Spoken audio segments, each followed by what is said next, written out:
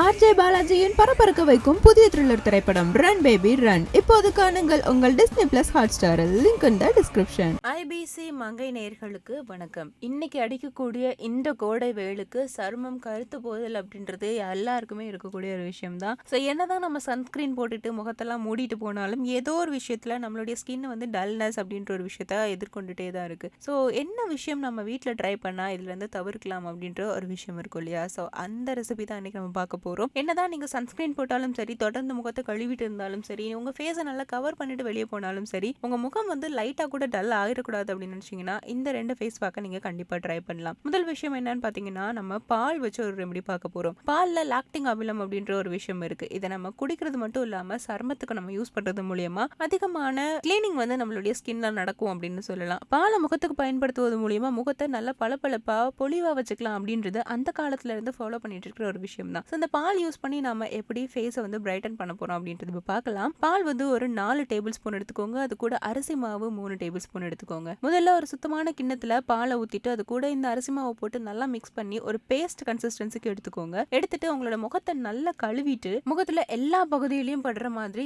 இந்த பேக்கை வந்து அப்ளை பண்ணிடுங்க. அப்ளை பண்ணிட்டு ஒரு 20 மினிட்ஸ் அப்படியே வச்சிருந்துட்டு அதுக்கப்புறமா வெதுவெதுப்பான தண்ணி எடுத்து உங்க ஃபேஸ்ல லைட்டா ஸ்ப்ரிங்கிள் பண்ணி கொஞ்சமா ஸ்க்ரப் பண்ற மாதிரி மைல்டா ஒரு ரொட்டேஷன் கொடுத்து உங்க ஃபேஸ் முழுக்க நல்லா வெட் ஆக்கிட்டு அதுக்கப்புறமா ஃபேஸை ஃபுல்லா அதே வெதுவெதுப்பான தண்ணியில கிளீன் பண்ணி எடுத்துடுங்க. இந்த மாதிரி நீங்க வாரத்துக்கு 3 அல்லது 4 டைம் பண்ணிட்டு வந்தீங்க அப்படின்னா ஃபேஸ்ல இருக்கக்கூடிய கரும்புள்ளிகளா இருக்கட்டும், அழுக்குகளா இருக்கட்டும், எல்லாமே நீங்கி முகத்துல இருக்கக்கூடிய டல்னஸ்ங்கிறது மொத்தமா காணாமலே போயிடும். அடுத்ததா பார்க்க போறது என்னன்னு பாத்தீங்கன்னா, இதுவும் அதே மாதிரி பால் யூஸ் பண்ணி பண்ணக்கூடிய ரெமெடி தான். பால் 1 ஸ்பூன் எடுத்துக்கோங்க. அது கூட தேன் 1 ஸ்பூனும் லெமன் 1 ஸ்பூனும் ஆட் பண்ணி நல்லா மிக்ஸ் பண்ணிக்கோங்க. ஸோ ஃபர்ஸ்ட் உங்க ஃபேஸை நல்லா நீட்டா கிளீன் பண்ணிட்டு அதுக்கப்புறமா இந்த 3 விஷயம் கலந்த பேக்கை உங்களோட ஃபேஸ்ல அப்ளை பண்ணிட்டு அதே மாதிரி 20 மினிட்ஸ் வச்சிருந்துட்டு வெதுவெதுப்பான தண்ணியில கழுவி எடுத்துடலாம். ஸோ அரிசி மாவுல பண்ண மாதிரி இதுல ஸ்க்ரப்லாம் பண்ண தேவை கிடையாது. லைட்டா நீங்க அப்ளை பண்ணி அப்படியே தொடச்சி எடுத்துட்டா போதும். ஸோ இந்த விஷயமும் உங்களுடைய ஃபேஸ்ல நல்ல ஒரு பிரைட்னஸ் கொடுக்கும். ஏன்னா எலுமிச்சம்பழம் அப்படின்றது உங்களுக்கு லைட்னிங் ஏஜென்ட்டா இதுல ஒர்க் ஆகும். ஸோ எனக்கு அப்ளை பண்ணிட்டு அப்படியே தொடச்சி எடுத்துட்டா போதும் அப்படின்னு நினைக்கிற பர்சன் நீங்களா இருந்தீங்கன்னா இந்த செகண்ட் ரெசிபி ஃபாலோ பண்ணுங்க. எனக்கு ஸ்க்ரப் மாதிரி தேய்ச்சாதான் எனக்கு நிம்மதியா இருக்கும், ஒரு சாட்டிஸ்ஃபேக்ஷன் கிடைக்கும் அப்படின்னு நீங்க நினைச்சீங்கன்னா ஃபர்ஸ்ட் ரெசிபி நீங்க ட்ரை பண்ணலாம். ஸோ இந்த ரெண்டு ரெசிபியுமே வந்து உங்களுடைய ஃபேஸை வந்து நல்லா ஃபீல் ஃப்ரெஷ்ஷாக வச்சுக்கும். இந்த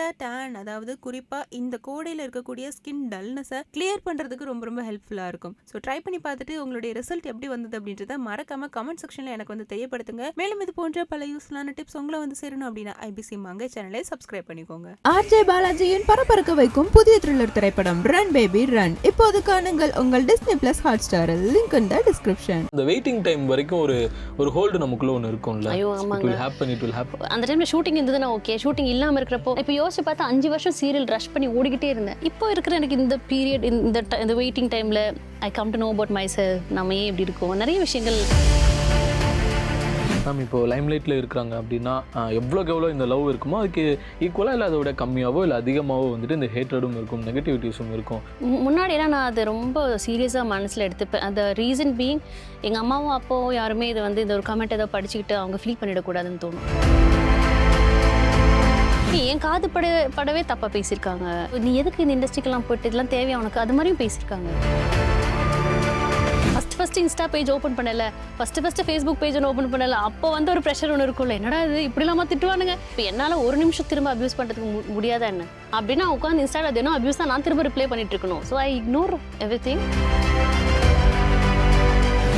I don't mind being open.